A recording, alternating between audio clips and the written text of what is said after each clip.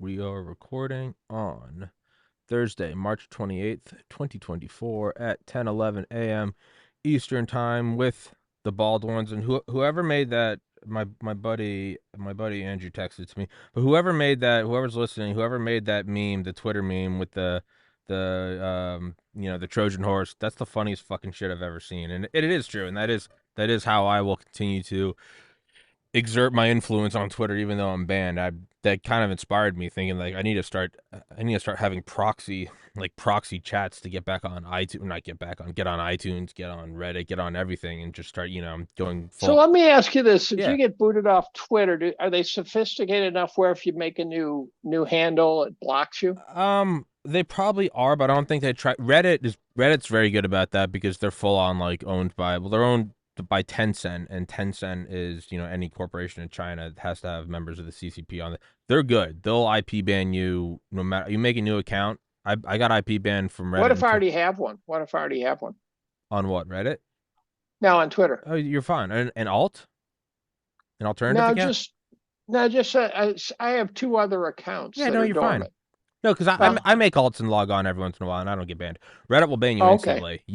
Well, YouTube doesn't care. YouTube cares if you start uploading. If you start I have uploading, a they'll ban you again. I have a self ban on Reddit. So Yeah, no, Yeah, yeah, yeah, no, absolutely. yeah, no, I agree. Reddit is just trash. they're all commie fags. It is The what last, it is. no, the last I checked, I'm not a millennial, so why the fuck would I ever be on Reddit? Yeah, no, exactly. Because someone said Reddit is the place where millennial midwits go to quote Wikipedia at each other. Yeah, no, it someone is truly said the that bottom. the younger generation does their searches not with Google but with TikTok, and I'm going, what? What the fuck?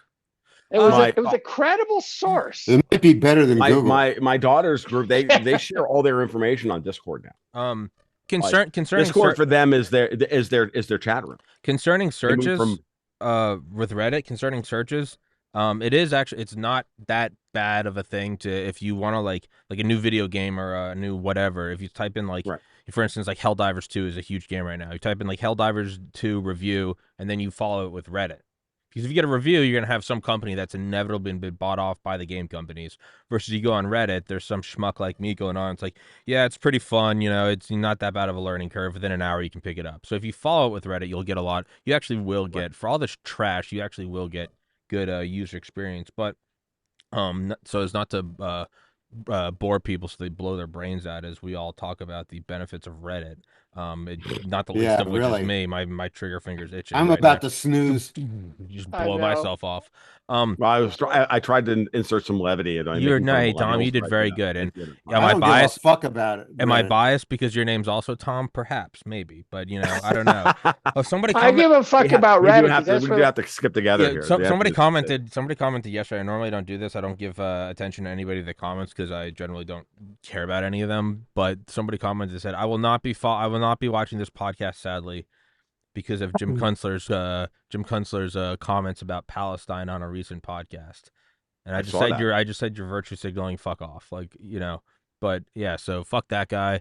But aside from that, so one thing I did want to talk about because I've done a couple episodes this week about it. I had Murray Sabrin on. I had Charles Smith. They're both, two financial guys talking about the concept of the super cycle, and it's something I've wanted to do for a while. It's something that's been brought up on the show before, about the fourth turning. And I looked up because I'm a cocky asshole who thinks I can get any guest. I looked up, Neil Howe and the other guy Strauss. Strauss is dead, so I can't have him on. So I'm trying to get in touch with Howe. I don't know how successful that will be, but in general, it does kind of. Oh, I have his email if Really? you want. Yeah, sure. There we go. All right, I had perfect. him on my podcast. Oh, okay. Well, And he's really, he was really amazingly equivocating okay. about things. One of the things that we locked horns about was in his new book, which is something like, Here Comes the Fourth Turning, or We're in It Now. I forget Yeah. the title. He said that literally most of the violence in our political matrix is coming out of the Republican Party. And I just said to him on the podcast, I said, that's absolutely crazy. You got the Democratic Party is sponsoring Antifa and BLM, and they're the ones that are rioting in the streets, and I just thought he was out of his fucking mind. So I have my tendency is to kind of put him in the penalty box for now. That's fine with me. I have people on all the time I don't agree with. I mean, to me, I mean, a little peek behind Yeah, the but with curtain. him, it was, you know, look, Sure. it's hard to tell whether some of these people, some of these people on the post-liberal left, let's call it. I think that's really a good term. And It is a good term. I heard it Post-liberal left. I Interesting. first heard that from Eugipius, the German Substacker. And I think it's much better than progressive because there's obviously nothing progressive at all about progressivism. And but you have to try to parse out whether these people like Neil Howe actually believe these things that they say. And it's possible that they do, but it's still crazy. Yeah, no, you might just be towing a line because you put your finger in the air and you think that's the way things are going. I don't care. I'll have him on. I think it has something to do with his audience, Oh, who no, he thinks exactly. I his mean, audience is. listen, dude, if that's what's paying for your But I fucking think you rent, go just for shut it. the fuck up then. Yeah, no. That's the Well, other thing is you can just be. I don't know, he man. didn't want to. the He other did the not other want to. possibility. He Oh, did sorry. not want to engage on that matter of whether most of the violence in our society today is coming from the left or the right. He didn't want to talk about it, and I thought that was very It's disingenuous. because he's Well, emailing you Delling, silently, going, "Don't fuck my gravy train. These people pay for Oh my yeah, rent. Shut up." Yeah, he's going, just cut it out. Yeah, I don't care though, dude. Dellingpole wanted to drag me into a Jews run the world debate. And I said, look, I'm kind of Well, not interested in going there. not There's that, Yeah, kind I of, did the same thing with James. not When that this is James the when topic. James asked me about the Khazari Mafia, the first words out of my mouth were, "I like my platform too much to have this Well, conversation, so let's move on." all right, the one thing. but I've talked about it on my well, you podcast Fair can, enough. you That's right. can, you've got because the I'm a seal Jew of boy. approval. Yeah. Well, maybe I identify as one now. But I've been trying out my new Jew joke, which is Oh, that Which is the four of the biggest lawfare villains all miraculously die at the same time from a vaccination heart attack. Okay. And they go up to heaven or they go to the next plane of existence and they meet their mothers there. And the first thing their mothers say is, "Why couldn't you be doctors?" It is true. It's one of my buddies does my game stream with me every night, and he's Jewish, so he's my Jew shield. And but what I found with, I mean, not that this is the topic of the show, but who cares? What I found with people who like I disagree with or something is very early on I figured out like don't butt heads with them because number one, it's the easiest route to be like Democrats this, Republicans that, but rather you just kind of nod, and if you really want to get into someone's head you agree with them. If you start saying like, and not saying this is what you're doing, Jim, but if you say to someone like, explain yourself or something, instead just kind of nod and be like, well, why is that? Why is that? I had a guy on right after like October Chris 7th. Williamson does that really well. Okay, Chris yeah. Williamson, when he podcasts, he goes, "How so?" Well, no, you just lean in because anyone can be like, I How disagree so? with you. And then it just devolves in a right, left, Trump. Nobody gives a fuck. Versus if you really actually, if your true intentions are to get into the cogs of someone's mind and legitimately see how it works, you don't say that's retarded. You go, why is that? And you just let them. Now, people in the comments will be like, why didn't you fight back against it? Because everyone can do that. But if you want to come to the show to get a peek into someone's mind, that's what you do. That's what I love about Rogan is you can tell when he disagrees with someone, but he'll just say like, oh, okay, like why, and then you get him to open up, and I think that's how you actually, learn. Now you can make fun of them afterwards, and privately, but oh, speaking of, yeah, but of the super cycle of the fourth turning, is it something that can be avoided? That's or is it? I think the analogy me and Charles Smith were talking about yesterday was it seems to just be a wave, and a wave doesn't really care about which water molecule it's hitting; it just propagates through it. It seems like this just propagates, doesn't care what your race is, what your language is, what the country is, what your constitution or monarchy is. It just seems to propagate through empires, countries, whatever you want. Well, I'll So give you a yeah, simple way of understanding that. go for it. If you accept the idea that the universe is emergent, and also accept the idea that just about everything all the energy in the universe is transmitted in wave forms. Mm-hmm. I think that you can put that together and understand why these emergent cycles are there. Okay. That I wrote my personal statement for my medical school application high as fucking shit. And I wrote that. I said it's, if you divide, if I was just toasted sitting in my apartment in Athens, Georgia, just looking at the trees, just like Jesus fuck. But it came down to like the most I could divide a reality into is outside and then consciousness. There's all the physical laws and then there's consciousness. And I thought it was interesting that the most widely accepted common rule of all physical sciences, for every action there's an equal and opposite reaction. And then what's the most common core thing of almost every religion? It's some variation of the golden rule, which is the conscious version of equal and opposite reaction. And I was like, that is kind of fascinating. That seems to be the core of our reality. So I think that would make sense if even, what is it, 2015, the gravitational waves?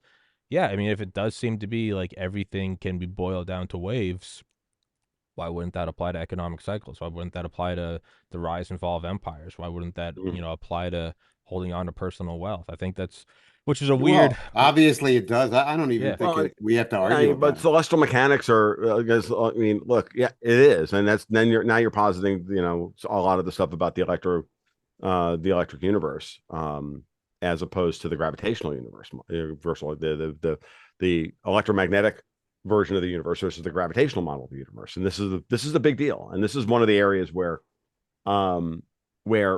scientific orthodoxy is very dangerous, right? It's both great that we're skeptics about new ideas because then they have to be tested rigorously through a generation or two, or depending on how big the idea, right, of how of a particular theory hypothesis is. We test the hell out of it as a species, but at the same time, it's also slow to turn.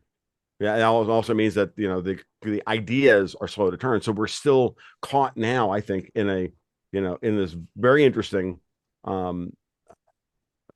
conundrum or flux between the gravitic version of the universe and the electromagnetic description of the universe. And the older I get, the more I'm convinced of the latter model. But hey, I'm a very open, but I'm a very open, intellectually very open person. So to new ideas, and to test them and like have fun with them and free associate on them and whatnot. A lot of people aren't. And so let's just work with that. But this is part of what Martin Armstrong has been banging his shoe on the table about for years, that, that there are cycles to human behavior. There are cycles to everything, and maybe he thinks they're based around variations on pi. And, does that have some other, does that have greater implications? I don't know. It's worth at least discussing. Like, again, and we can discuss these things without having to take a position one way or the other. And that's what's important, because that's what actual honest to God intellectual inquisition is all about, right? That's it. Like, and that's as far as and just remain humble in the face of data. I think society is like a drunk driver, just weaves down the road. Well, weaving is a waveform. That's right.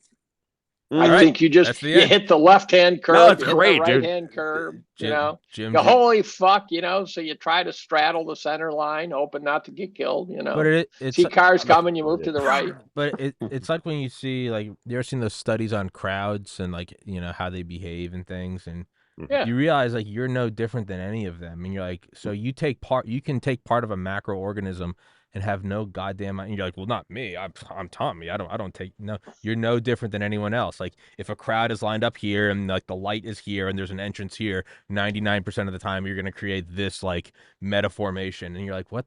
So you obey these laws without having any goddamn idea that you're behaving that way. So it starts to make you look, humility, you start to back up and go, if there are these waves that propagate through space and time, that's a lot of humility, because you start to go, well, what if you've accrued great wealth? Part of you has to start looking at it and be like, oh, was I just at the crest of the wave? Am I different than I think I said it yesterday. The water molecules at the crest of the wave, do they look down at the ones in the trough and be like, you fucking degenerates?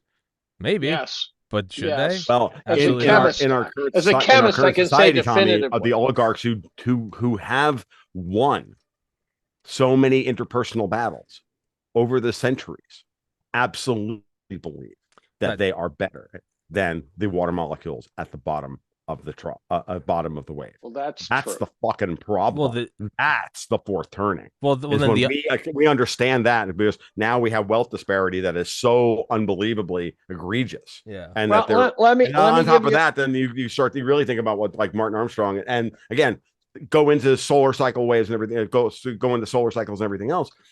Are they all timed together, right? Yeah. Orbital mechanics and shit. Are we talking about the cycle high of a cycle high of a cycle high? That's the $1 million. So as a chemist, there's two of us here. What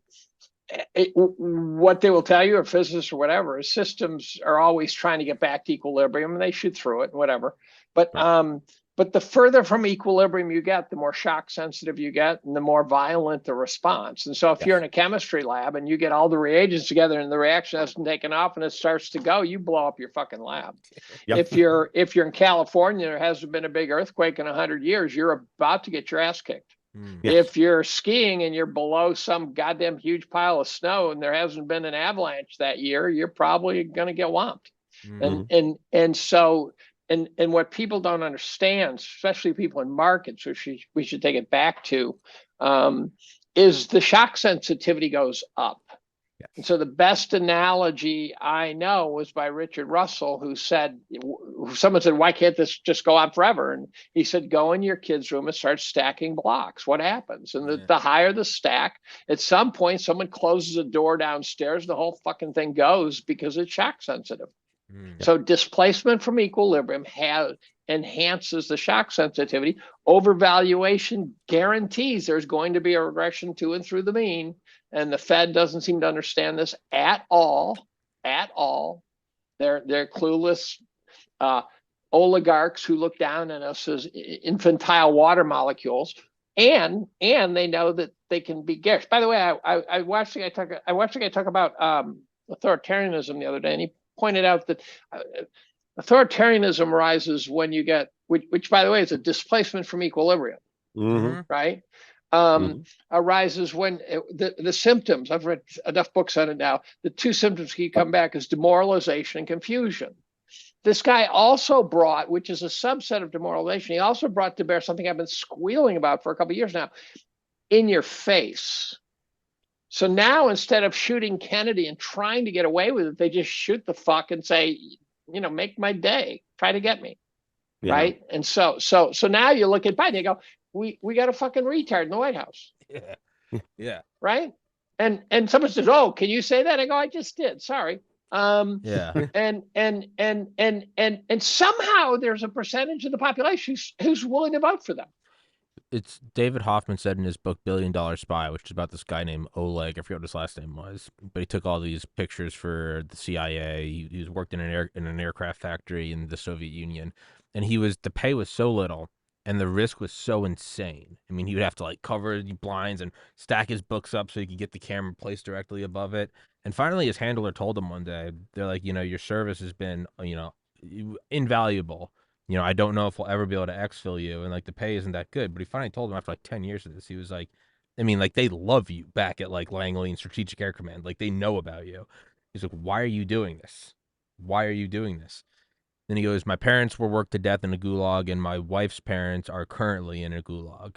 And he goes, I will do anything to destroy this system. And Hoffman talks about, we talk about the hidden hand of the free market.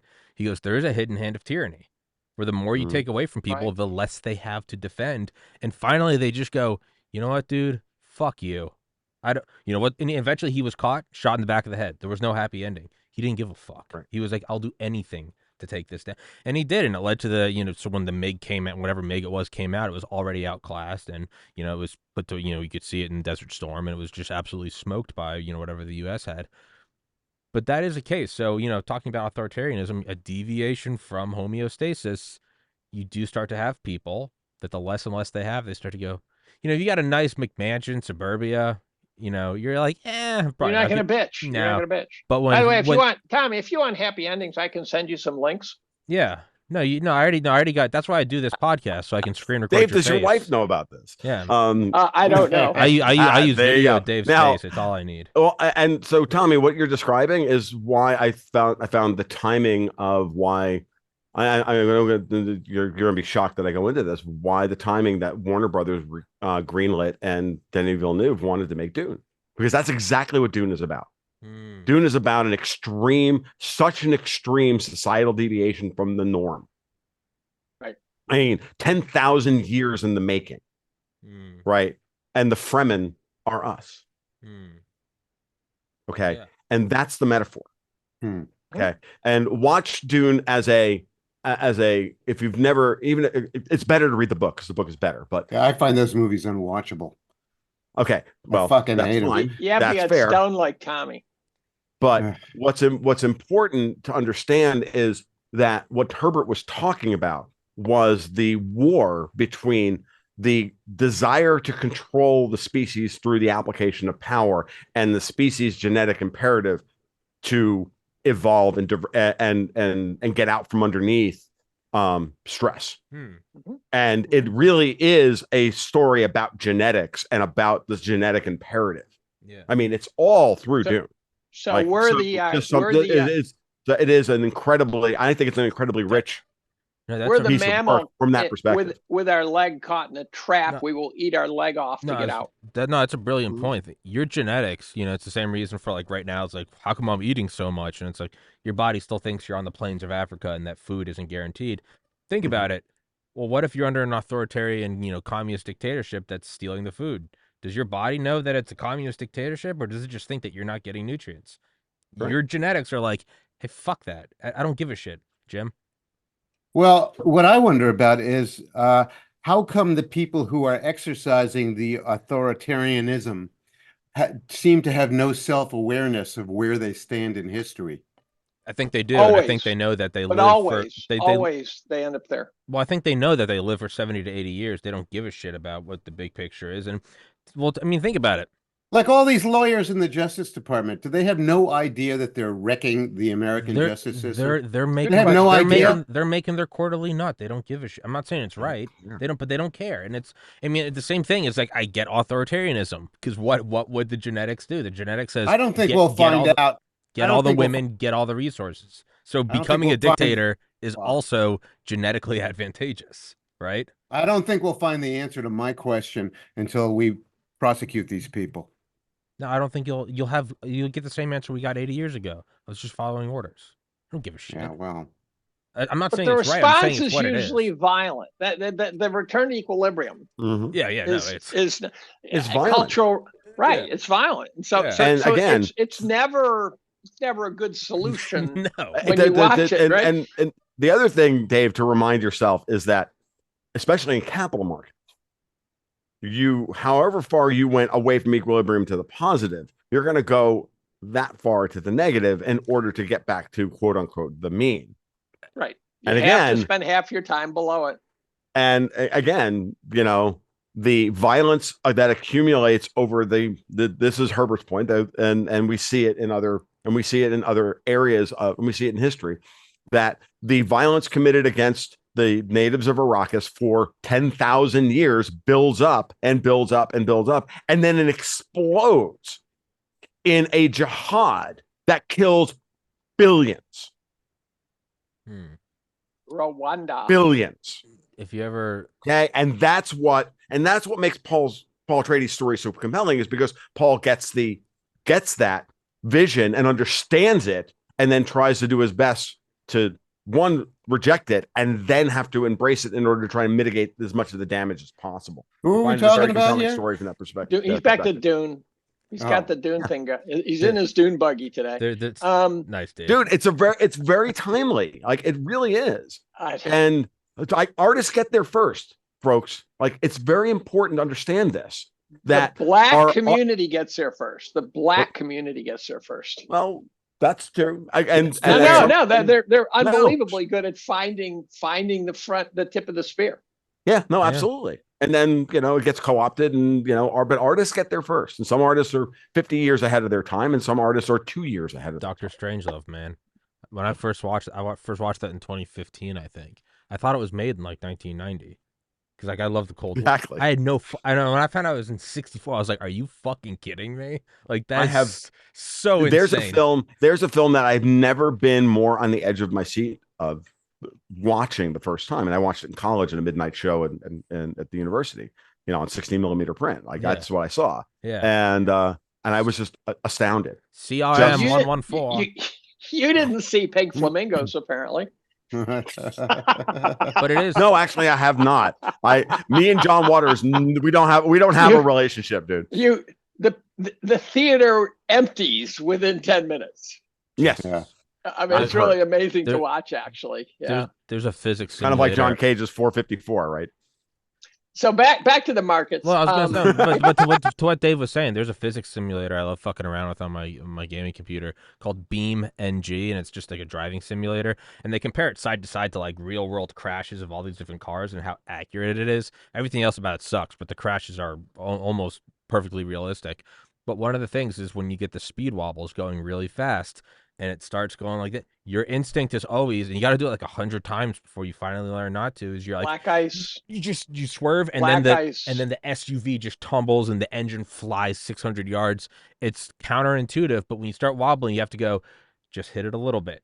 And everything in your body is like, hit it more, hit it more, hit it more. But if you finally can get that control, you will start to get normal. But the problem is whereas those is 100 cycles I can do in 100 minutes, it seems like something like the super cycles or the fourth turning it happens, but every time it happens, it's 4 generations apart and no one remembers the last one. So everyone's always doomed to just whip the wheel. Well, the turnings also don't have the same characteristics and outward characteristics in many ways.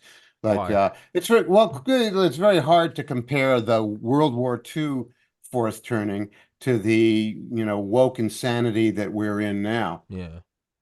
I mean, they seem really outwardly. By the way, they seem to have very different characteristics. Strauss and Howe missed the first fourth turning in the United States. They go back to the Revolutionary War. They missed the one. What do you do? What do you get when you go back 80 years? The Salem witch trials. Exactly. Oh, and they missed that. They missed that. Yeah. And 80 years before that was Harvard was created, 1604. The other thing is, I think what happens is you reach a fail-safe point if you're at the top and you go, and now I have to continue or die. Oh, right? Yeah, of course. So I think once you get to the fail-safe point, then the excess is a guarantee. Yeah. So you start clamping down harder and harder, which is what the Fed does, which is what Stalin did, which is what over and over. Which is what Lagarde is doing, which is what they're all doing. Like, which is what everything that you're seeing out of the EU right now. Like, so now, they have, dude, think about the way they have reacted to Ukraine over the last 2 months as the Ukrainians are, and then you have Joseph Borrell finally just come out and say the EU's foreign minister basically say, look, we don't love the Ukrainians. Like, no shit, Dickless. We didn't know this. We're only here for our interests. I mean, think about and it. He also said now they're freaking out because the Americans are like, you know what? We don't want to have nuclear war with the Russians. And so, but you'll note they are pot committed. It's like in poker. You are pot committed.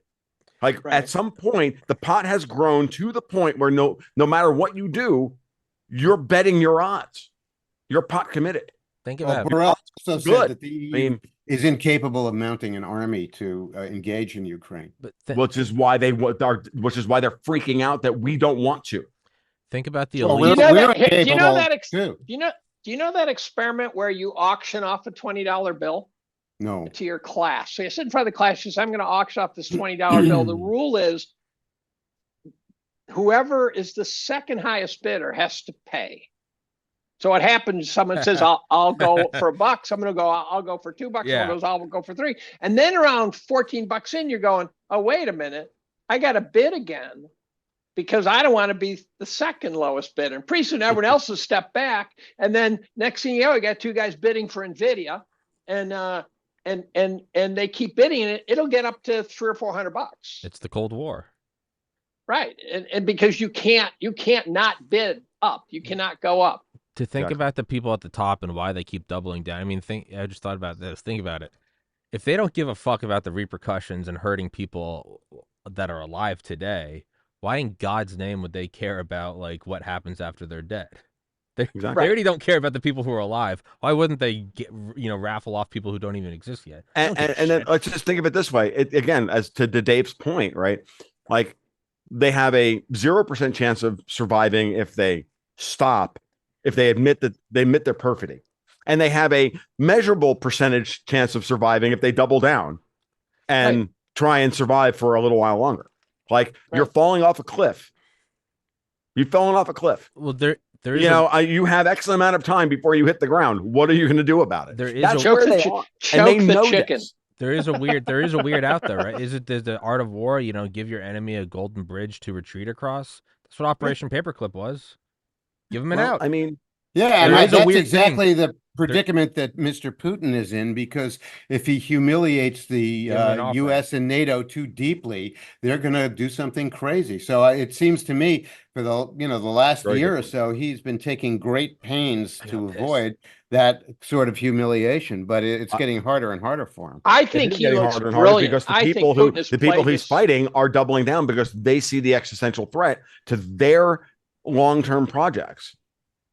Putin made the mistake of thinking he could enter Ukraine, throw a fastball past someone's chin, get us to back away. That was his only mistake. From that point on, I think Putin has played this as brilliantly as you could. And the problem is he's dealing with an insane opponent. Yes. Right. Exactly. He is dealing with an opponent that refuses to. The way I've been describing it recently is we're talking about, it's one of those, you ever meet a dog that doesn't know how to submit and literally has lost its mind to the point where it will bite you while you're trying to make it submit, even though it's in its best interest to submit, like think a Chihuahua or a pit bull or whatever. And you have to literally go in with steel gloves while they bite, and in order to try and get these guys. And the thing is here, eventually the dog submits. Eventually, because they're dogs.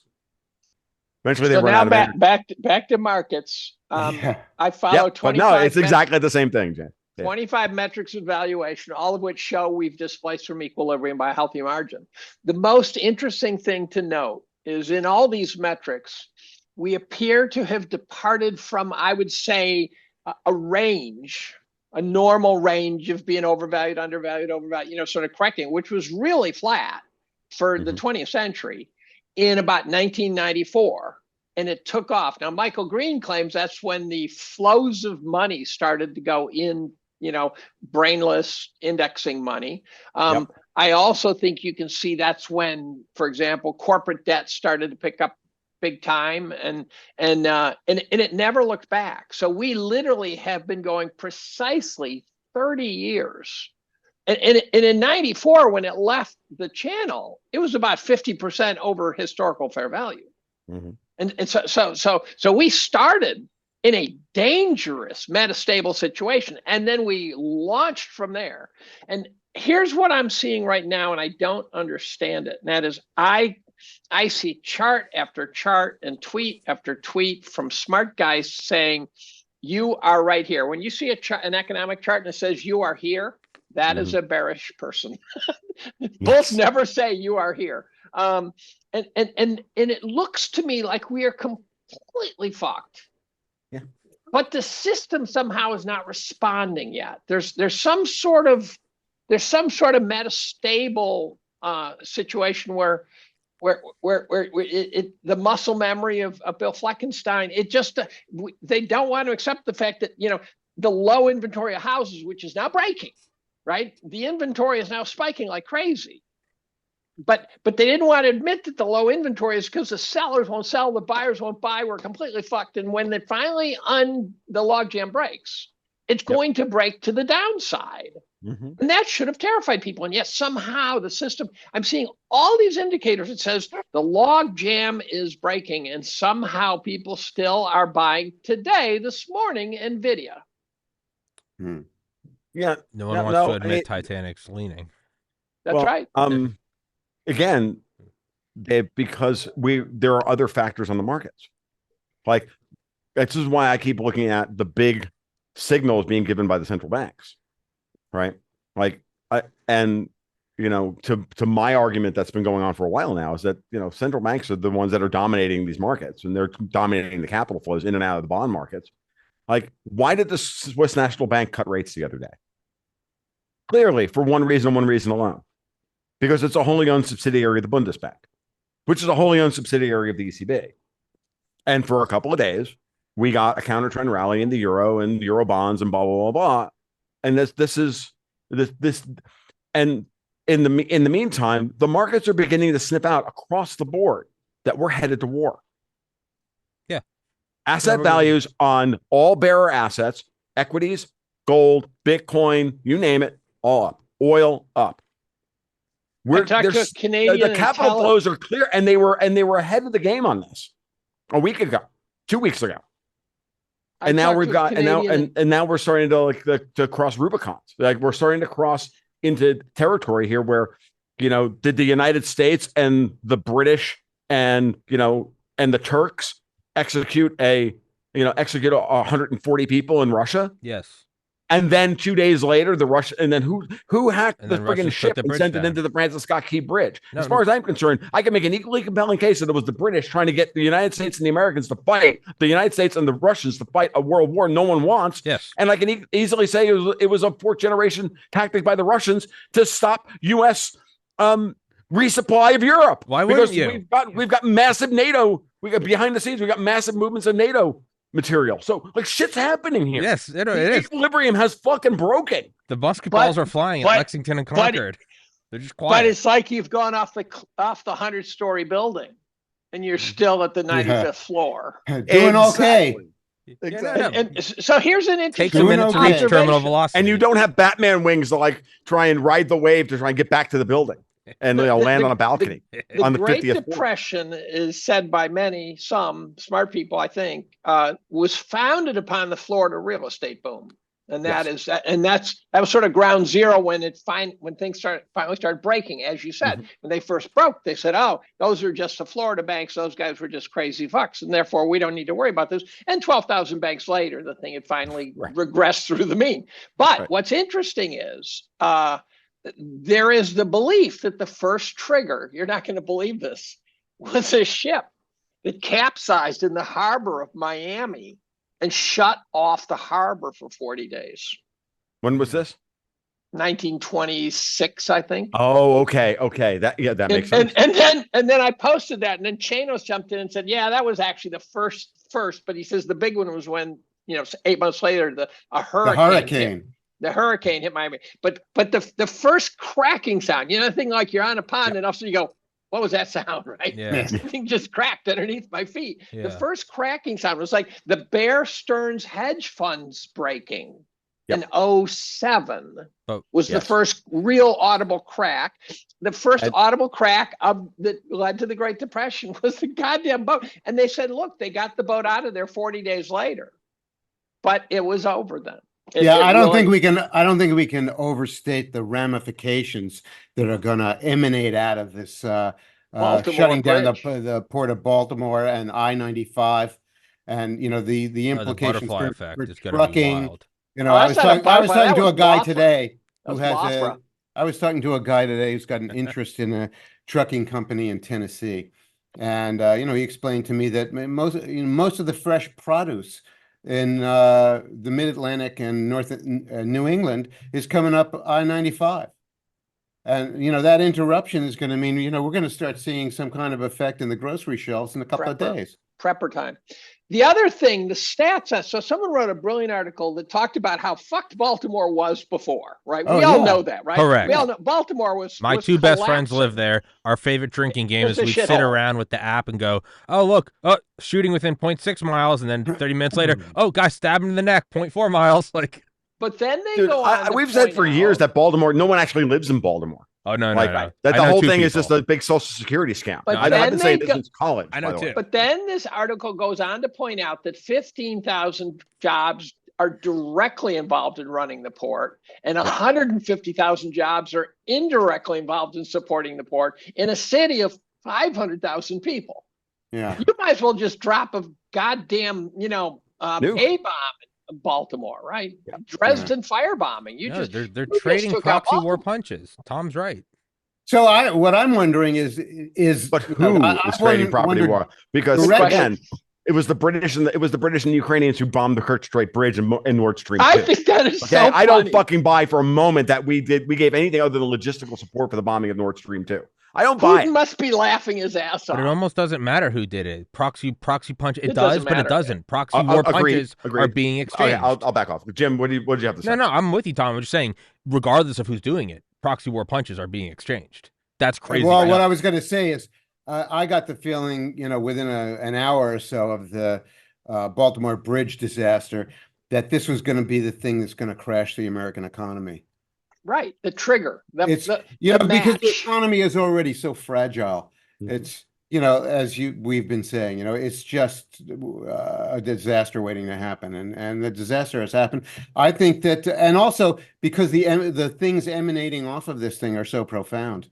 Absolutely, Jim. It's like in Absolutely. 98, the downturn started with a Russian bond default. Who gives a fuck about a Russian bond default? No, wasn't it the Malaysian bot or something? Or the ringgit? It was the Thai bot as well. But yes, the Thai bot was part of it. But Dave's correct. And who gives a fuck about the Thai Russians bot? defaulting on their bonds was a big deal. So just to underscore my point about why I think Perfidious Albion is involved here with the Francis Scott Key Bridge, aside from the fact that it's the Francis Scott Key Bridge. Yeah, I know, right? Let's go there. But let's, he's my sixth great grandfather. He's my sixth great grandfather. This fucking thing happens at 1:26 in the morning. By 8:45, the MI6 journal itself, the Daily Mail, commits multiple acts of journalism explaining what fucking happened. I know. They knew. I know. They had. There's a big fucking article on the Daily Mail that Dexter White and I were talking about this that morning. Going in the process, they usually wait 24 to 48 hours. The big article in the Daily Mail explaining everything that happened. I'm like, oh, really? Wait a minute, was that article That's about the ISIS K, or was it the real story about the Tai Chi?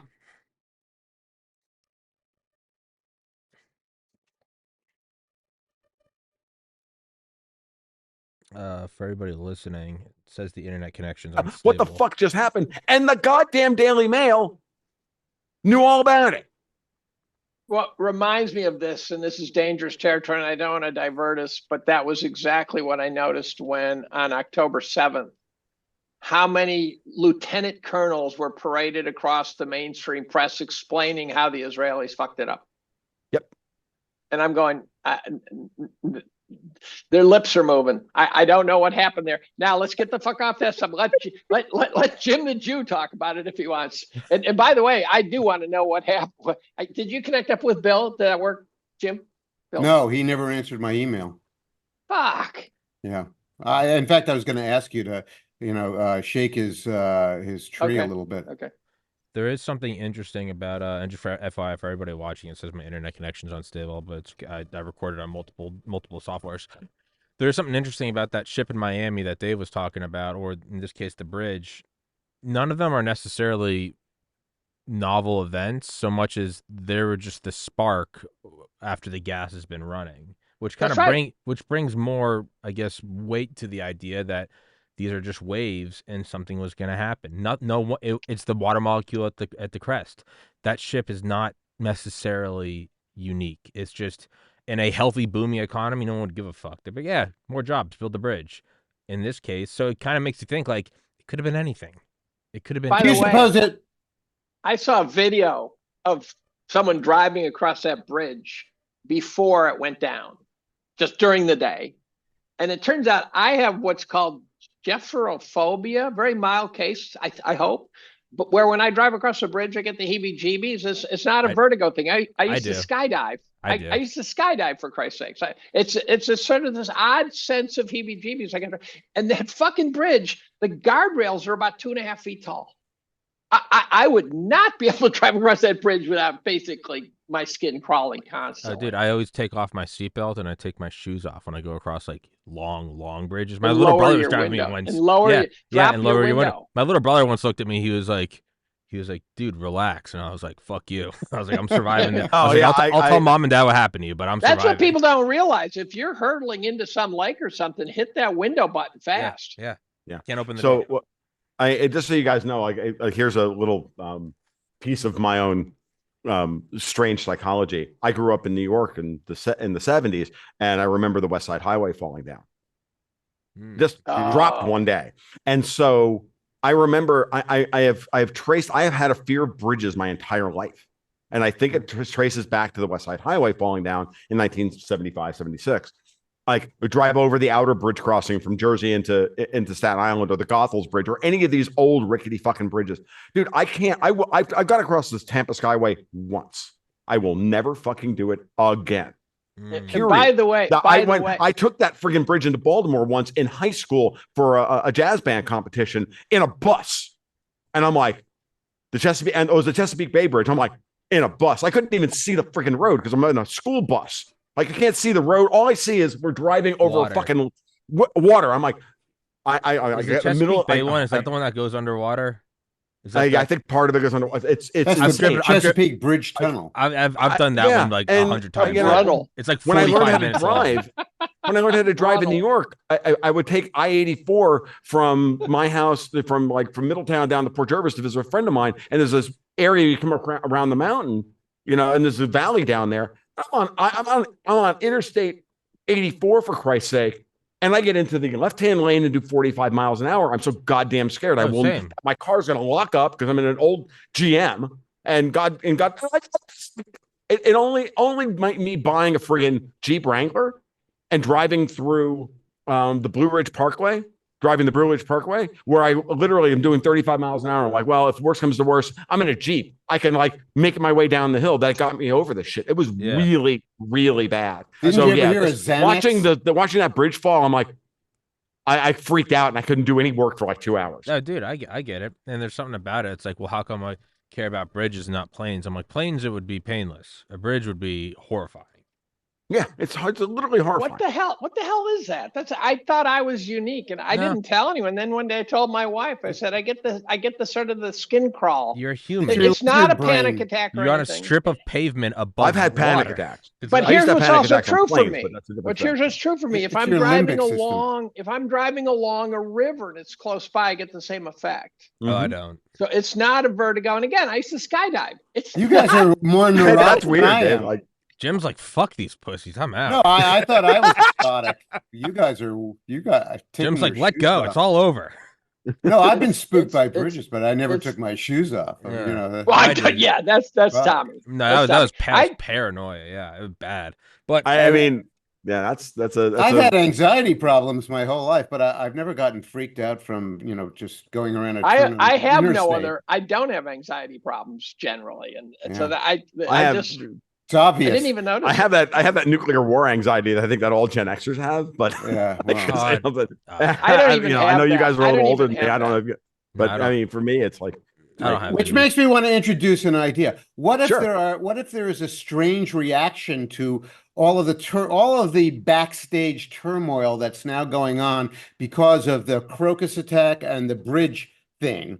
And what if the strange reaction is that finally the United States has to go to the negotiating table, or at least talk behind the scenes? I think that's probably to settle this bullshit. That's why I think there's some Newland Khrushchev Kennedy back channel shit probably going on.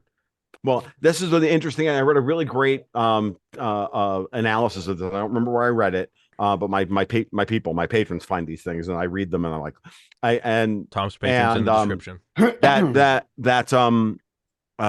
That we got wind of what was going on, and that Newland greenlighted this thing, I think, pretty much on her own, and it was supposed to happen on March 7th, and we got wind of it. And that's why the State Department put out the statement, hey, stay away from, opera houses and whatnot. Right. And the concert halls and whatnot. And then, trying to help the Russians behind the scenes on this. And then this thing just had operational tempo. And that's why I refuse to. Wait. When I hear that story, what I heard was the United States trying to build plausible deniability in advance, knowing it was going to get whacked. And giving him a noisy. Newland's firing was a big deal, Dave. On Super Tuesday, about 4 days later. Fired? She got fired. She was fired. She said resigned. Blinken said retired. In that letter, read that letter carefully. Alexander Mercouris at the Duran did a great, honest to God, lawyerly read of Blinken's statement, and never once did he thank her for her service. And he used the term retired. Now, later on, he eventually thanked her for her service, but he didn't do so in the official letter. How long was she regarded as a loose cannon on the deck, I wonder? That's a good question. Maybe now we're going to get to the table. Maybe we're now going to get to the table. Maybe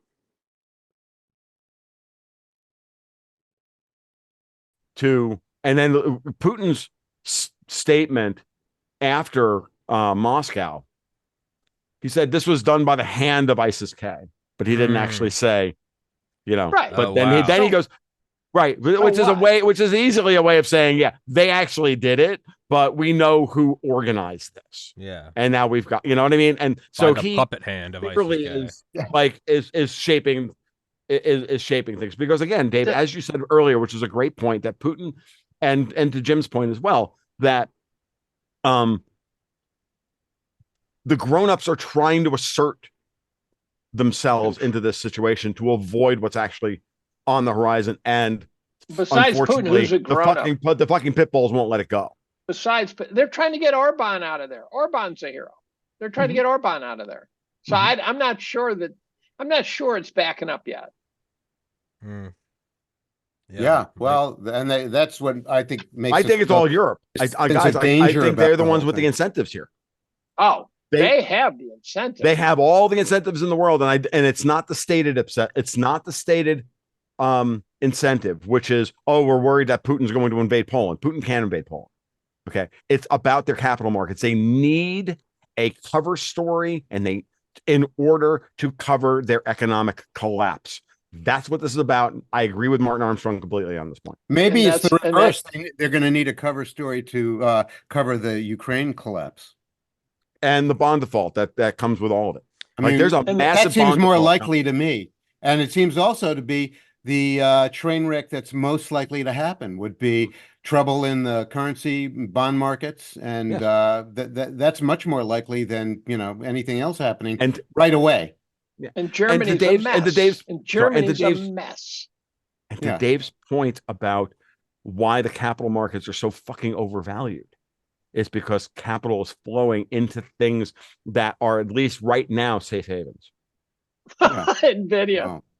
I look, where else are you going to go? Like, you have to, like, when trillions of dollars when trillions of dollars are trying to move, and you've got to drop them into the largest pools in order to keep the price from moving as much as possible. And yes, unfortunately, NVIDIA is like a bad example of that, but it's not in terms of things like ask yourself the question, why, for example, is the DOJ going after Apple in order to knock the price down? Right? Because it then allows for a massive amount of capital inflow into Apple in order to absorb these flows without moving price. Remember, I just professional money managers want to move money without moving price. I just bought a $100,000 Italian violin yesterday. Fucking hell! Wow. Yeah, I will not be playing it. My son will be playing it, but I am the owner. Holy mackerel! Yeah, I've got a $1,500 violin. Yeah. I wonder what the difference is. $400 guitars. Yeah. Wow. You hit early 18th century famous Italian maker violin. The zeros start going on the end of that thing fast. Hey, Abe, forgive me for diverting from the violin conversation, but it seems there are so many inflection points now where something could go wrong, and I want to ask Tom. One of the more obvious ones is the threat by the EU to confiscate Russian reserves and apply it to buying weapons to send to Ukraine. That seems to me to be a move that could really disturb the bond market. It is. It's also clearly they keep pushing this in order to try and get us to do the same thing. What they really want to do is get the United States to do it, because nothing undermines the American bond markets and the American banking system more than capital not feeling like it's safe to hold their money in American banks. It's insane. It is truly insane. And so many American banks are, just on the ledge waiting to jump.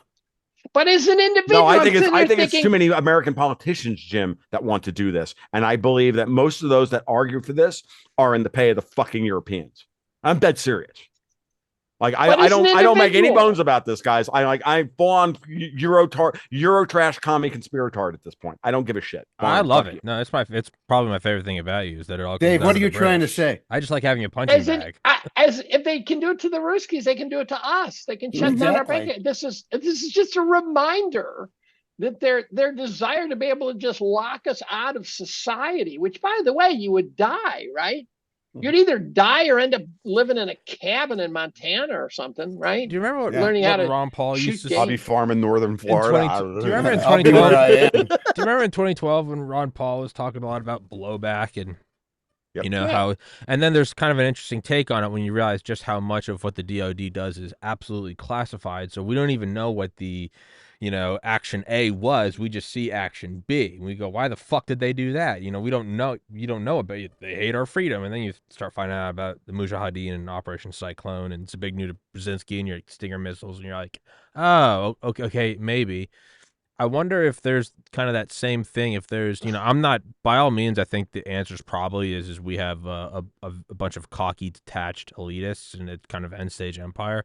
But in the, the sake of humility, could it be that in the same sense that there is like the classified blowback, so you don't know what the first thing was, you just get the reaction? Is there a, to quote Teddy, is there a big stick we don't know about? Is there a weapon system?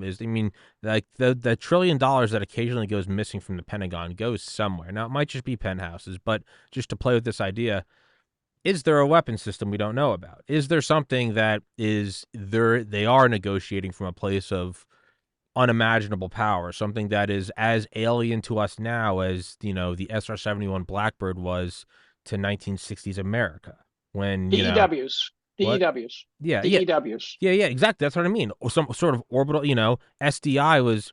There's a great documentary on YouTube with Lieutenant General James Abramson, who's the head of SDI, and he's talking about this shit, the declassified shit in like 1983, talking about particle beams and energy weapons and liquid carbon monoxide lasers and shit. And that was 43 years ago. I put hundreds of hours into that at the end of last year. I think you and I talked about this.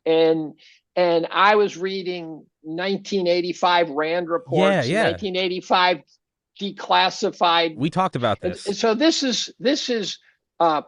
is outside the government paywall. This is 40 years old, and they're talking about the number of megatons of power they can get to the Earth's surface. So that's what I mean. And I'm going, holy shit. And they're talking about nuclear-powered lasers. And then it's cool stuff. Like, they got to get through the atmosphere. So they use one laser to basically punch a hole through the atmosphere. And the second laser then goes shooting right down through that hole and hits the target. And the way to, like, phase change. So if you shoot it unfocused through the clouds will focus it. And then, and is that just a psyop? This do they make it public? Information is so old and so out of date. Well, then you have to consider, was it a psyop? Do they leak it so the Soviets shit their pants? But let's say it's not. Let's say it's legitimate. Well, that's 40 years ago. I've read technical reports where the guy starts out saying, look, this is non-classified information, but I think it'll be helpful and blah, blah, blah. I seem very sincere. And the shit they were talking about was amazing, actually. Yeah. And 40 years later, behind the DoD paywall, you got to figure. What do you think's going on there? What do you think's going on around Groom Lake? So I'm not saying that's the answer. That's the answer I like because I love this shit. But, start taking the disparate pieces and, what about all the UFO hearings last year? What about the, the last 3 years of kind of the hell will freeze over? I think that's bullshit. No. UFO stories. Or is it a facade that you're putting out there? So when crazy fucking Star Trek shit starts going off, if it gets hot, they go, we told you, it might have been UFOs or UAPs, I don't know. It's just to obscure the battlefield. Are they negotiating from a place of just unimagimaginable power? Who's they? Who's they? The military and intellectual intelligence, the Western, technocrat. Western, maybe. I don't know. Maybe China's ahead. Maybe it's China. I don't fucking know. Someone's negotiating from a place of insane power. I don't know. It's something to toy with. I think the Baltimore Bridge tells us that we could get fucked so badly on the flick of a switch. Yeah, or we did. I think the Baltimore Bridge shows us when people are whimpering about soft targets what that really means. Yeah. Yep. I don't know. Or they've already, they've already made their check. Even if they didn't take it out, it doesn't matter. Yeah. If you're some foreign power that wants to bring the United States to heel, even if it was a sincere mistake, they go, oh, note to self. We should take out another bridge leading into, at New Orleans. I don't know, right? Take out the Mississippi.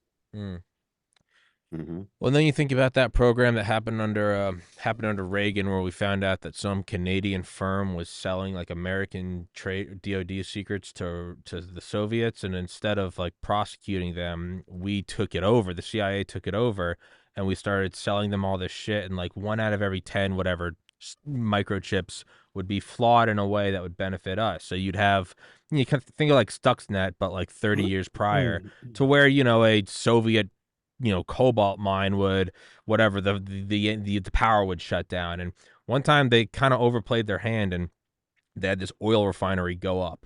Like train went off the tracks and blew it up, and it was the largest non-nuclear explosion detected from space, to the point where Reagan had like an immediate, like a 2 a.m. Everyone comes into the white. They're like, "What is this? Was this a nuke?" This is long after that. Everyone's outlawed, above ground nukes. And then someone from the CIA, actually, the president wasn't briefed. Someone from the CIA had to come in and say, "It's all good. This is like, here's our program. We did that. Like, we derailed the train." Why wouldn't they do it to us? Is Putin going, "What the fuck is this?" And they're going, "No, it's all good, dude. No, we just took out that bridge." I don't know. But if it happened 40 years ago. I got train tracks that run along the lake in front of my house. Yeah, no, and you're if I fucked, went Dave. down there, no, these are stupid. It moves salt from Ithaca down to somewhere. But if I wanted to, I could go take a stick of dynamite down there, blow those tracks, and that whatever train came next would go off the tracks. Yeah. It'd be that simple. Yeah. I know. I've had. I get it's it's hard to, this is a big deal, right? That for a while now we've been talking, within our community about land-based versus maritime-based security of moving goods and services, of moving goods. Like ships, you can take out individual ships, but it's hard to take out the entire supply chain. Taking out a train track or taking out a bridge, it's a different story, right? That, or taking out a pipeline or whatever, depending on how it's built.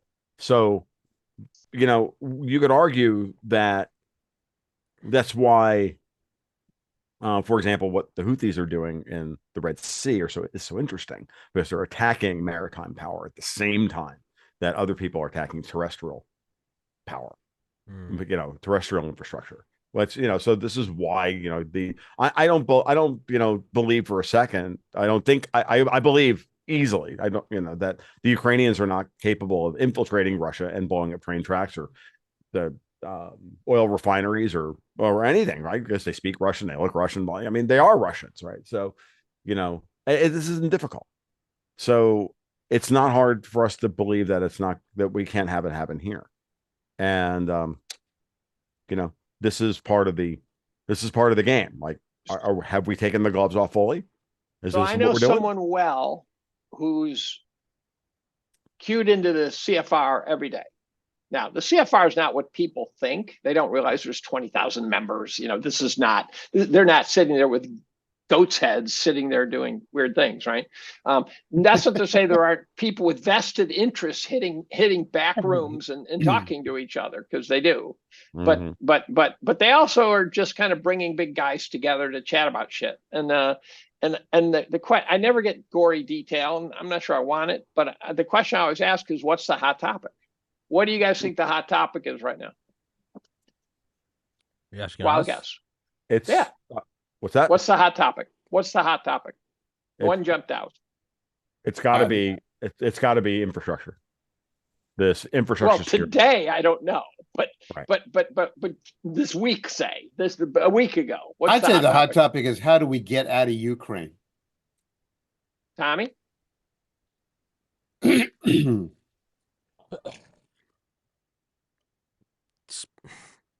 Space-based redundancy for everything, or how to control people after money. They don't talk like that. I really don't think they talk like that. That's the conspiracy side. They talk about big. How would you control people with?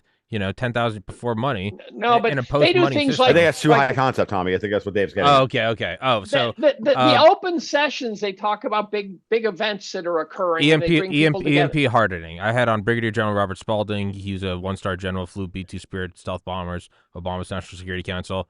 He got out of that, and his entire thing is now Semper, which is the entire thing is about EMP hardening, just basic infrastructure. The answer turns out to be, despite what's going on in Palestine, Israel, and all over the world, we talk about if it's gender surgery, I'll shoot myself right now.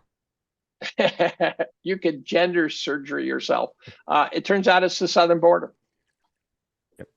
Yeah, wow. Okay. And the people coming across and who they are. And what they're talking about, I don't know. One of the topics, and I think the CFR brings people who are varying degrees of evil together, but I'm not sure the CFR now is quite as what it used to be with David Rockefeller and Alan Dulles running it. I think that there might be a slightly more benign slant to these guys. They're in part worried about the total destruction of various South and Central American countries because of this wave. Because it's hurting them too. They are breaking underneath the pressure. But I, for example, it was described to me what happened when the tsunami hit Indonesia. And he said to me, you would not believe how within 15 minutes the CFR was on it. And within 20 minutes, Clinton had come down from Harlem and was making phone calls all over the world. So they really do mobilize. They really do good things. That's a crazy thought. I never thought about it because, we could say we're getting all the people from those countries, which is fucking them more. It's that making them more malleable to be, I don't know, hey, are you with us or are you with the Chinese? I mean, are we looking at 5 but also, years? Are you protecting our hemisphere for the next World War? If we're bringing important people, they're not going to sit inside the CFR and have conversations and be confident that these are not being listened to. So I don't think the discussions are as dark and evil as a lot of people think. Well, Dave, do you think that the CFR is the handmaiden of the intelligence blob, or are they more of a referee now? I sense they are a negotiating vehicle. And that they're sort of a United Nations. It's right across the street from the United Nations, by the way. And I actually think it's powerful people who are trying to keep communication channels open. And that with 20,000 members, every douchebag in the world is a member. Plus many, many, many more. But I think it's about so they're mediators, not having World War III, for example. Are they mediators? There's mediation. There's like when the Gulf filled up with oil, they immediately jumped on it. What did they focus on? I said, was environmental concerns? He said, no, it was about saving British petroleum. I mean, one thing I had these SF guys on last year. And they're like, man, if I were to walk across the southern, like, if I wanted to, what you do is, you'd come across the southern border, no ID, no nothing. You go to Home Depot, go get a chainsaw, go get some gasoline. He's like, me and a couple buddies. He's like, we could immobilize like rail traffic in like the Southwest United States in a week, like 3. He's like, just Green Beret, not even like Delta. He's like, no, we could do that, do it easily. And by the way, if you're an enemy of the United States, or should we say at least worried about the United States. Well, and so, there's no way you've missed the chance to move your people which makes me think that we're which makes me think we're letting everyone in to use that as a general way to launder whatever false flag we do against ourselves. Well, this is what we get for an open southern border. But that's a psychopath. That is truly psychopathic. Who the fuck do you think runs the world? Then how does this? Let's presume that. That's psychopathic. Meaning, you would think people running the country would have some basal level belief in our system, and they don't. No, I would have thought that. I would have thought that they can have distorted views of how to achieve it. But what I'd like to think is that Nuland thinks she's doing something for the United States. They probably do, but the attack dogs that they have in the intelligence community, they're the psychopaths, and they don't tell me how it happened. Just get it. I think they're a crime syndicate that happens to also have a line item in the budget. Yeah, I think they're the psychopaths that they do it, and we go, don't tell me why. I just want to keep America. So you have good people going, the American dream, liberty, whatever. They go, and don't tell me how you did it. I don't fucking want to know. I don't fucking want to know. Just go get it done. And it's a way of it's a cowardly way of laundering the dark work through other people and then going, hey, it worked.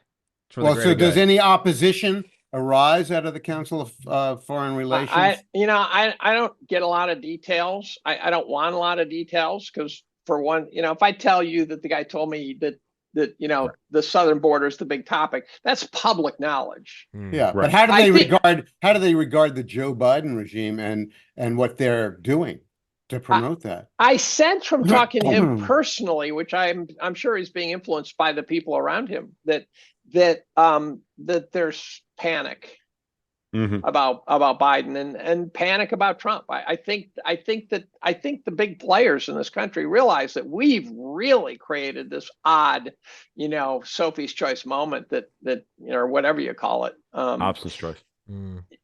Hobson's choice, yeah. And I don't know. Wouldn't you be more panicked about Biden and the Democratic Party than you would about Trump? I would, but Trump is who are the two biggest nationalists in the world? And the answer is Trump and Putin. Right? Who are the two guys that are drawing the most fire from every direction? Trump and Putin.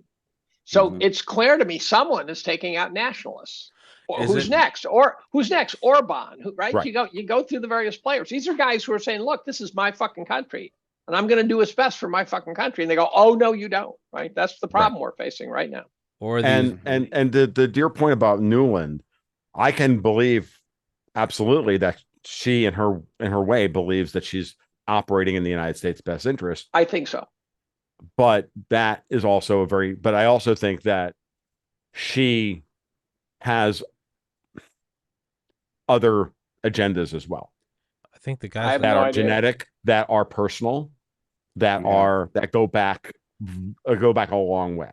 Family Russia hatred. What's that? Family Russia hatred. Absolutely. Family Russian hatred. And I think that at a certain level has led her to a moment. I think she was given all the rope to hang herself. Yeah, right, with Ukraine. I think Ukraine was her. I think Ukraine was her project within the State Department. I think she was handed that project, and I think she fucked it up, and then she was allowed to hang herself. And it's hard to find a rational Eastern European derived person who doesn't basically hate Russia. It's hard to find those people. Guys like Jan Jekielek from Epoch Times, right? Who I spoke with for about 2 hours one night. And he's totally rational, totally grounded, but he's Polish. And there's nothing that's going to sway him from the idea that Russia is to be feared. And he wasn't being fearful. You could just hear his Polish roots. You could just hear it. I have run into this as well with Ukrainians and Poles as well and others. But history is a trickster. And it's one of the strange inversions of history right now that Russia is behaving like much more like a rational democratic republic than we are. Oh, yeah. Oh, absolutely. There's a really startling video that's out there on YouTube. It's something like the title is something like a 20-minute stroll, evening stroll through the streets of Moscow.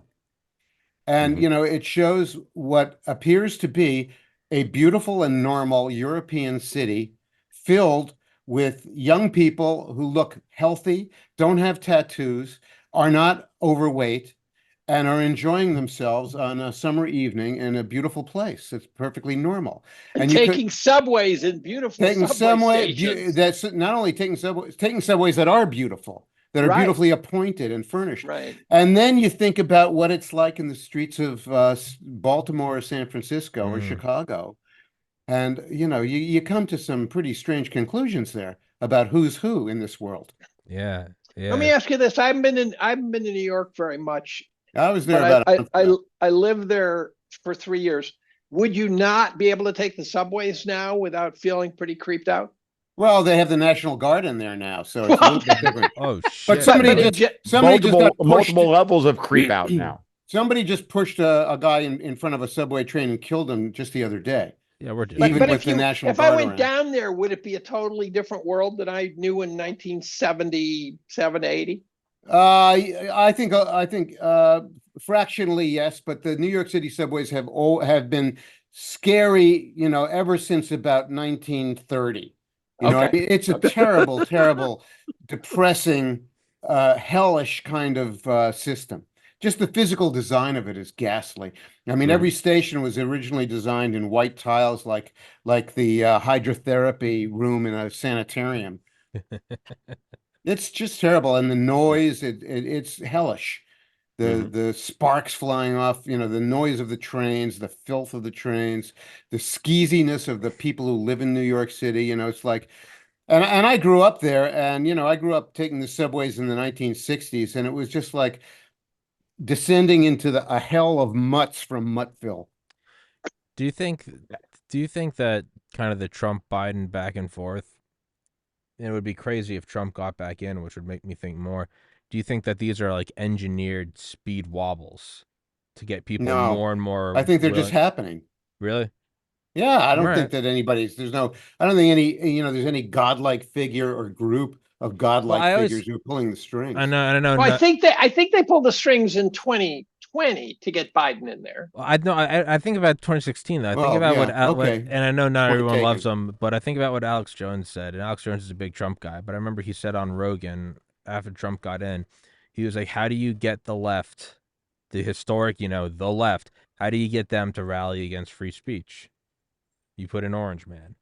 So vice That's right. versa, what are they, just to, I think we're all probably a little more conservative or at least anti-left here, but to be humble, what is Biden doing in that same vein that we are now willing to negotiate on? Just to be humble. I mean, I'm just thinking the left going against free speech, shut it down, censor. What happened to like don't trust anyone over 30, like turn on, tune in, drop out? What would be something that we would be now being like, well, how do you get the conservatives to do what? Like, to step outside of our own biases?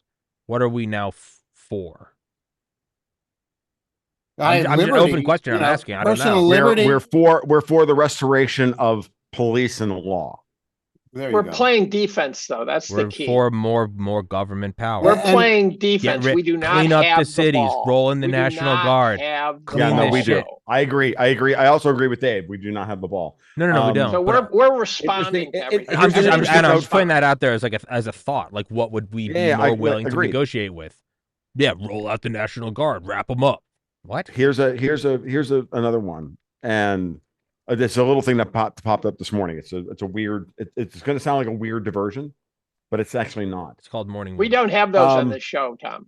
We're very. Biden was just turned down by Simon & Schuster for a post book deal. Ooh.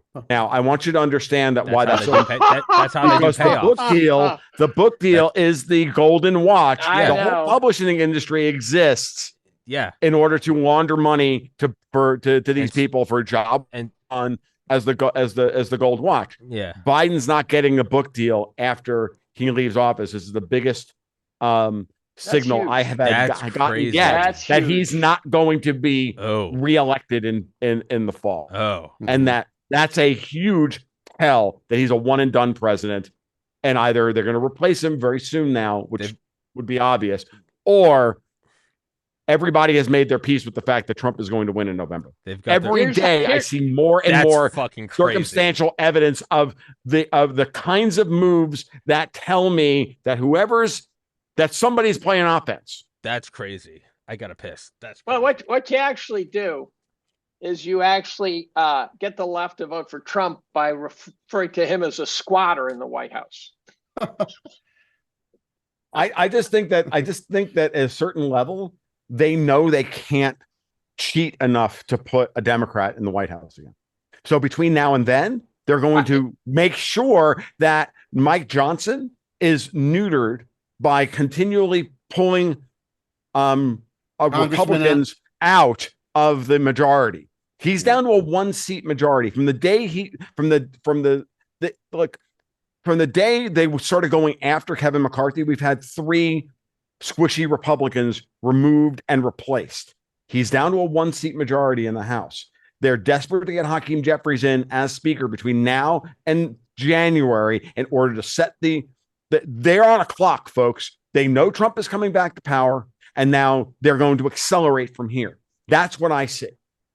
Mm-hmm. And that's why Johnson had to sign off on the terrible spending bill, because he didn't have any other options. And then who the fuck immediately shows up, not Matt Gaetz or anybody else, to say, hey, we need to vacate Speaker Johnson. Marjorie fucking Taylor Greene, who was banging fucking Kevin McCarthy and is one of the fakest fucking MAGA bitches in the fucking world. Fuck that cunt.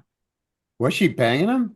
Yes. We got body language after body language guy going during the friggin' during the whole thing. And she was they were absolutely, it's so clear that they were doing the thing.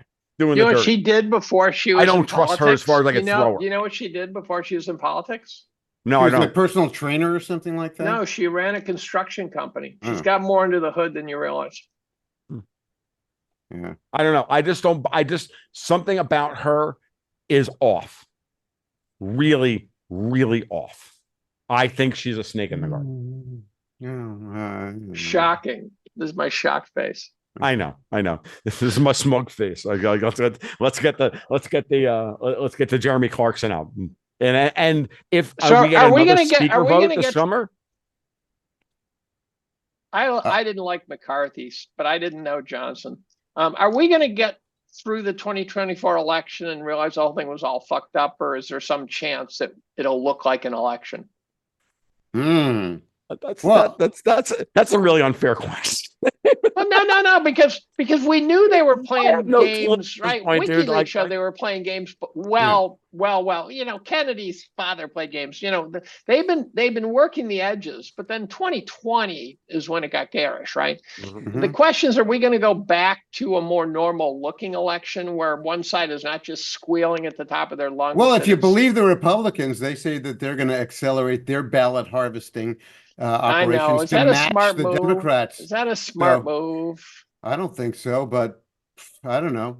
I don't know. What I'll say is this: I firmly believe that RFK Jr. is running as Trump's stalking horse. I think he's doing exactly what I said he should do, which is to run to the left, take away the left, right? To take away the center left away from Biden, to ensure that they don't have any other options. I'm now going to go pull Tommy Carrigan. I'm going to go pee. I'll be back in a minute. Well, I think about what you just said about what's it called? Will we have a fair election? I think we will. No, we won't have a fair election. Will it?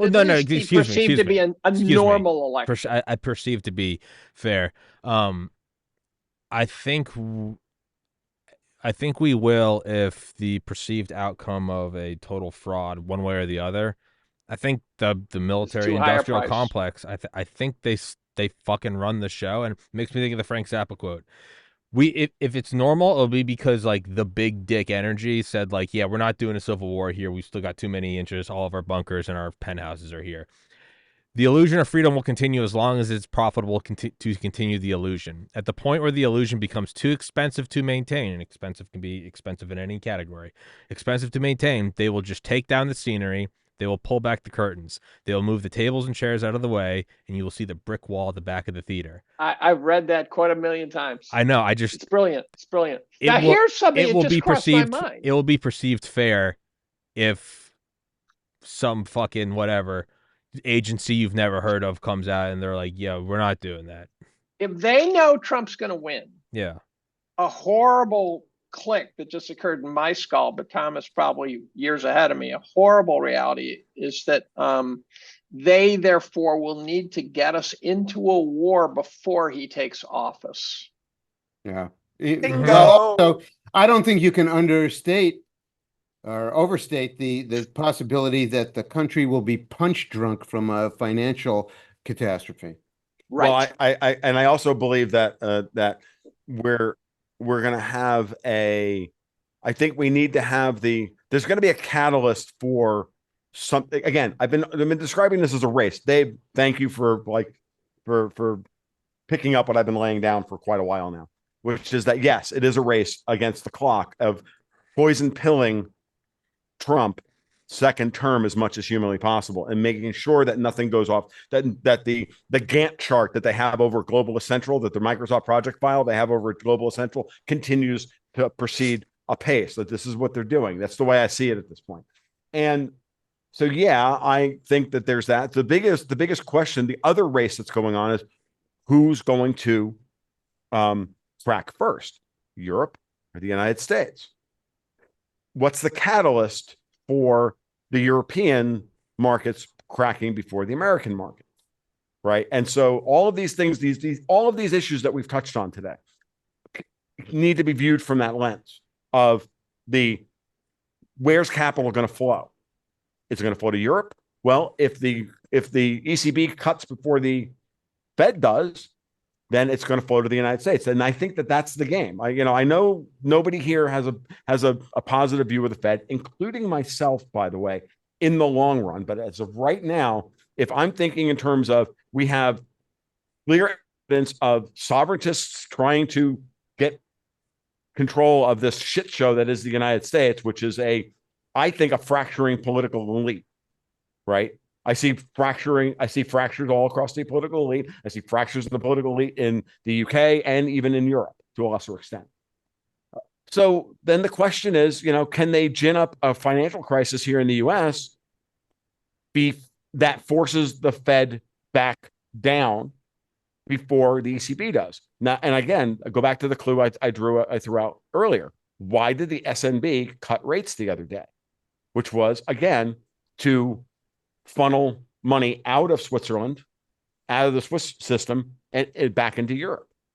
Well, I would say this, Tom, that there are, and that's a big tell. While at the same time, the Bank of Japan, the Fed's wingman, is now getting off of yield curve control and starting to raise rates. Yeah, the timing of all this is really amazing, isn't it? Right. Hey, I think they're colluding. I think they're colluding. Of course they are. Let me get in here. Go ahead, Jim. I'll shut up now. Yeah, please. I think there are more. I think that the European public in the many European nations are more pissed off right now, more visibly pissed off than the Americans. And I think that some governments are going to fall, and there are more governments in Europe that can fall. And as they fall, I think that will be much more of a shock to the system. Jim, thank you. That's exactly the way I see it as well. And now and as you were saying that, what popped into my head is the following. Why is Europe so angry with us? Not just because we refuse to put money into Ukraine, but how much are our people helping the process along to drop a French government or a Dutch government or a Danish government or a German government or. Now, I think the Germans are immune to any kind of political change because I've gone through this with the structure of the Bundesrat and all that stuff that I've talked about in multiple previous podcasts. But France is, I think, the very big one. And the Netherlands is still in a completely unresolved leadership situation. They've elected Wilders, and he can't govern because of the and I saw just to that point, Jim. I saw something the other day saying the Dutch have decided Geert Wilders will not become prime minister. That the other parties have all gotten together and put the cordon sanitaire up. So again, Davos, the European Union, whatever you want to call it, that no matter what the people want, they won't get. Now, also interesting, we're seeing a farmers' protest in London. I don't know if you guys saw that. The only thing I didn't notice in the minute and a half clip that I saw was there a Jeremy Clarkson on his Lamborghini tractor joining the farmers protest, right? That would have been hilarious, dude. Of like if Clarkson had, that would have been the best, right? But Clarkson unfortunately is still way too pro-European for his own goddamn good, even though Clarkson's farm is one of the most poignant things I've ever seen because of what he's actually highlighting in a very popular medium, which is the plight of the individual farmer, producing food, not just in England or just in the UK, but all across Europe, all across in the United States and Canada. The whole West is under siege. Farmers are under siege. Let me bounce a polar opposite idea past you. I'm part of that. That is, My sense is Europe wanted nothing to do with Ukraine, and the United States was bullying them, and that this shift in the United States' stance toward Ukraine, maybe under European pressure, where they're saying, "Look, you guys get the fuck out, then we're going to get the fuck out, and we're going to let Putin get what he has to get, and end this goddamn thing because we're going to get our asses kicked if we're not careful." I would love for that to be the case. You don't believe? You just don't believe that? I just don't buy it. To- I wish. Okay. Dude. I would love to place. I would love to push in with my Doyle Brunson into that pot, my 210 offsuit into that pot, but I just don't see it. I don't think Europe's holding a pair of aces here. I just don't. I think that this is a. To the point about how do you get the Tom? How do you get the free speech left to go against free speech? You put in Trump. I've always pointed out, I don't think it's even a unique view. It's like, Trump was like, you better take the threat of Russia seriously and where you're going to get your oil. And he also was like, we're going to get all these countries to pay their fair share of NATO. Fuck you. How do you get them to actually do it? You bring in Biden. So it's just the flip side of that coin. You have all of them gearing up for war that were laughing at Trump, saying you need to gear up for war. I think that we're probably weakening them to get them more. We're the mafia saying you need our protection. I think the big money, or whatever the fuck DARPA's NSA supercomputer, I think we're getting ready for the big one, and the big one is going to have a million little things leading up to it. I think we're saying, hey, which side are you coming on? And you don't want someone fat and happy going, I don't want to take a side. You guys, China, you guys duke it out. No, you're making everyone take a side. I think that's probably what we're doing. We're weakening. Yeah, but the big one, Tommy, I mean, has everybody forgotten mutually assured destruction? Have we forgotten I'm not that? saying it's rational. It's absurd. Well, I'm not the saying big it's one might rational. not. I'm not sure that's I talk to a Canadian intel guy occasionally, and he talks to both Canadian and American intel guys, and he says that the guys sort of at his level are nervous. He says the higher up the chain you get, the more nervous they appear to be. But it's not about us versus Russia. He thinks that the conflagration is going to be some sort of us against Iran, plus who knows who else joins in. That's another. And he thinks that he basically said that he thinks in the next couple of years there's going to be a real hot war. So he's in agreement, but I don't think I think for Russia it will be a proxy war. Mm-hmm. Well, yeah, and I think that they're going to try to stay out of it as much as possible. I don't see them wanting to join an Iranian-Israeli conflict. I think that and I kind of believe that the Israelis are going to settle that as decisively as they can, as quickly as they can, and that's probably the most likely thing that's going to happen in the short term, because they're going to go in and try to clean out Hezbollah. And when they do that, we'll see what Hezbollah has got for rockets. Supposedly a lot of rockets, and supposedly targeted much better than the crap that the Palestinians were sending over. So someone help me out here and tell me how the Israel-Palestine conflict, it's being treated by most as just a standalone conflict. But how does it dovetail in with all this European, US, Russia shit? Where does it fit into that picture? It seems like it's got to fit in. We're drawing Tell me how. Someone tell me. Drawing alliances across the entire planet: Europe, Middle East, and next is going to be Taiwan. Well, that's one. What I'm gonna let's go back to incentives. What does the UK want? What does Europe want? Those are two different questions. The answers are different things. Right. Mm-hmm. The UK wants to continue to have their ability to disrupt and control maritime trade around the Middle East, and control ultimately how trade flows into Europe. The Europeans want, despite everything they say publicly, they want cheap access to Middle Eastern energy.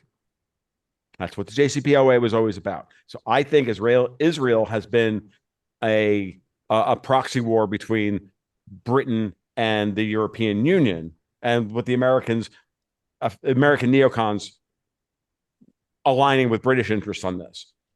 And they mapped to Netanyahu. Netanyahu's opposition maps to Europe, because it was the JCPOA was designed to open up European investment into Iranian and Iraqi oil assets, right? So, but geostrategically, the British are always focused on blocking Asian integration, always. And Iran itself is, the crossroads between from north to south, from St. Petersburg to Chabahar, and from Beijing to Bandar Abbas, right? East west, north south. And so, from my perspective, Israeli politics and British politics are mirror images of each other in this fight between which one of these two power centers are going to emerge mostly unscathed and in control after everything changes. The United States is clearly, through the appointments with the State Department after Nuland, that we want to pull out of this Russia-Ukraine European theater and pivot to China. Right? That leaves the Europeans scrambling. That leaves the British scrambling because their plans locally all depend upon the Americans being their attack dogs and their maritime power and their potential military, ground-based military power and air-based military power. So, you can see that why I've come to the conclusions I've come about what's going on and why they're freaking out and why I don't agree with Dave's statement that I think the Europeans were always pushing us from behind into Ukraine. I think everybody's incentives lined up with kill Russia, but for different reasons. And it's failed. And now they're scrambling to try and figure out what's going on. And I think that the Israeli-Palestine conflict was a second front in this particular war. So killing Russia, do you think the U.S.'s goal, forget about killing Russia, but just getting Putin out of there?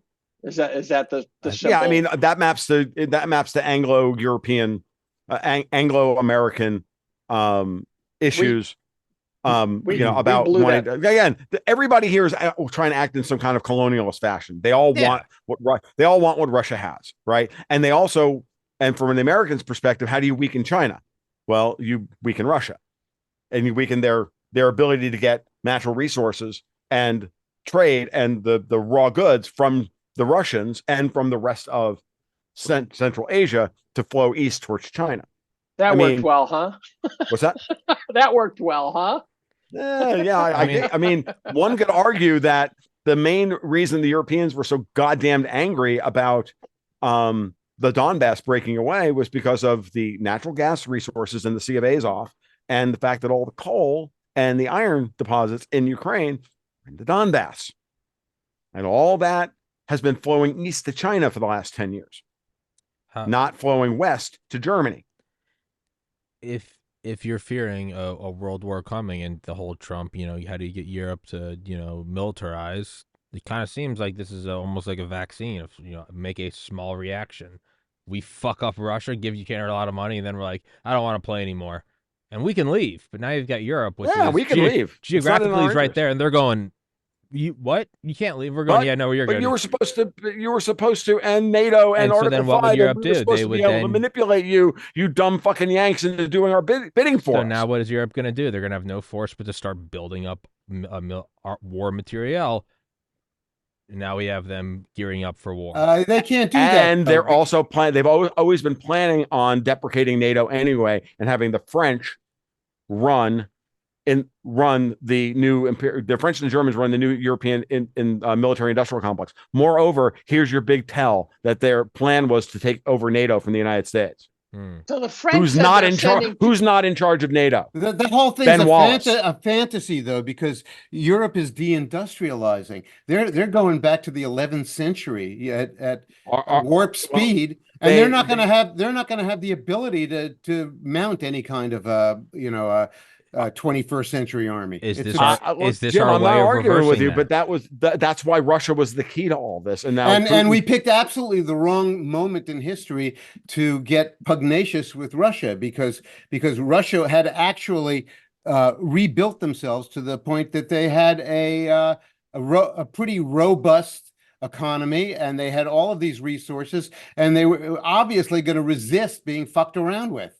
Which they have. They know how to suffer. FYI, and they know how to suffer. Agreed. I agree with all that, Jim. And so the goal was, and of people like Newland and all those and the MI6, CIA, K Street think tanks, their argument was bleed Russia white, and eventually you would destabilize them. Has not worked. That's why Janet Yellen tried to put the oil price cap in place. You can see why they did all of the things that they did. Okay. Mm-hmm. And it didn't, and none of it worked because Putin saw the trap and just went, you know what? That's nice. I'm just going to keep doing what I do.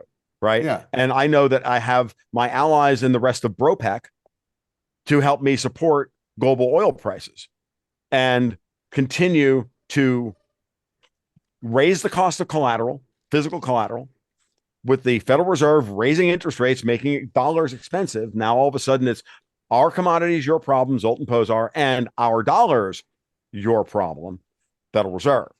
Now, that's been my thesis for a while. But going back to what I said about NATO, after Ben Wallace they put the kibosh on Ben Wallace as NATO General Secretary to replace Stoltenberg last July, who have they floated recently to take over for Stoltenberg after the year's up?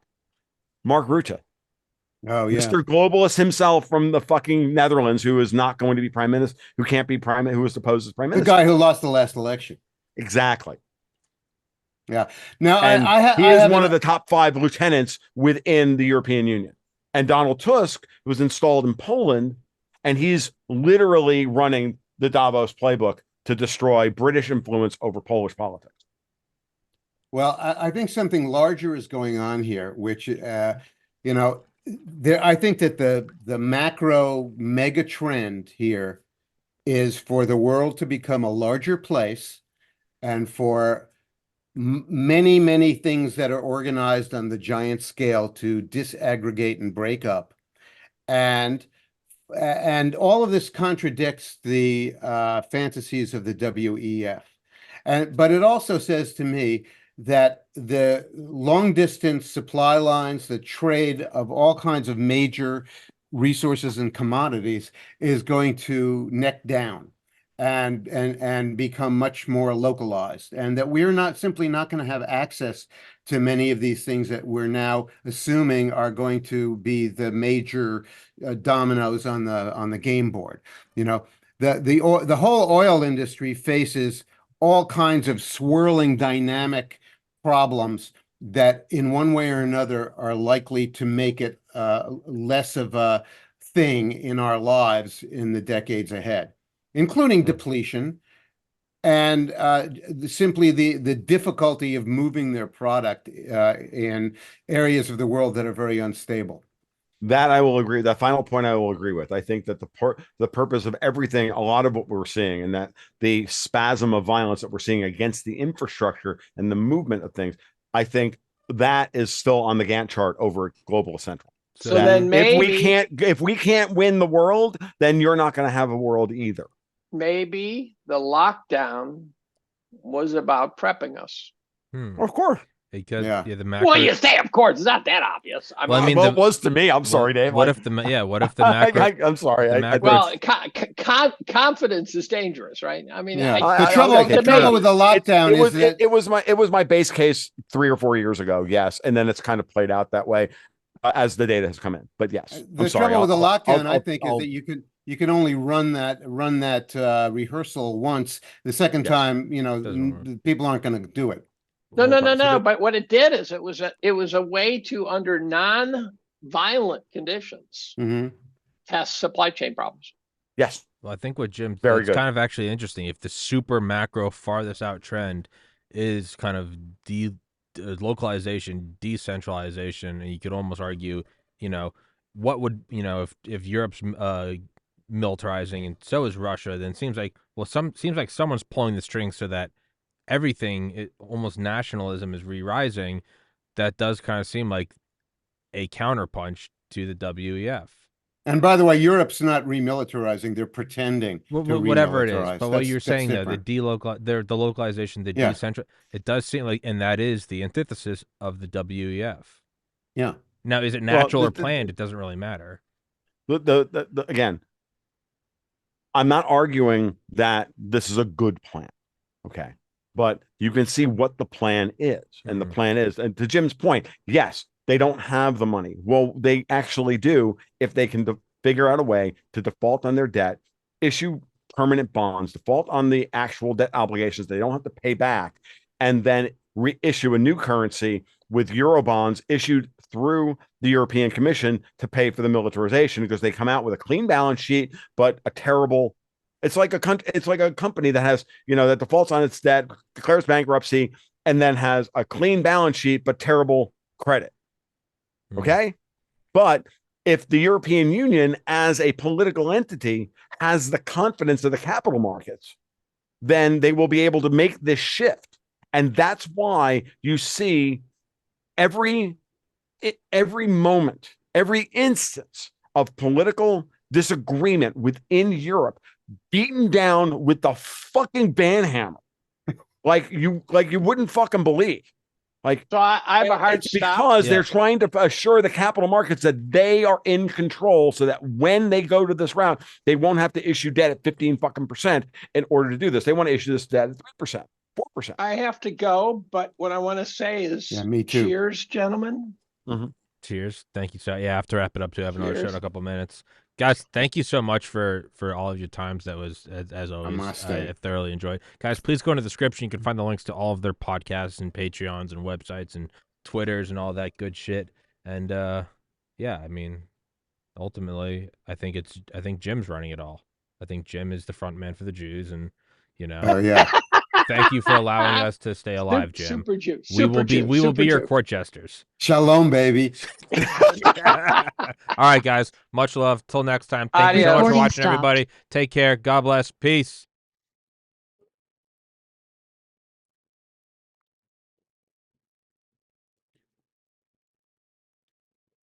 And guys, real quick, if you're watching and you like this show, please go to the description. American Hartford Gold. Please text Tommy to 65532. Get yourself a chunk of silver for World War III. But legitimately, they sponsor the show to a pretty tune. And if you like the shows, if you like the unholy shows that I do with doctors or Delta Force or with the bald ones, please go support the show. Or you can go into the description, go get some merch, go to the locals, go to the Patreon. There's Cash App. There's PayPal. There's you can super chat during the Rumble live streams. You can become a monthly supporter on Rumble, or you can go get any of my graphic designs and the merch, the art prints, and all the Heaven's Harvest prepper food. Go use the link in the description. Prismatic home battery systems. Go use the link in the description. Get 10% off. It's all, Bullion, prepper food, home battery systems. It's all geared around World War III, and, they all support the show. And, on the off chance there is no war and you live to a ripe old age, go to the wellness company. You can use the link in the description, get all your vitamins and supplements so that you can live a long and healthy life. But I got to wrap this up because I have another show in 2 minutes. Thank you so much for watching, everybody. God bless. Much love. Peace.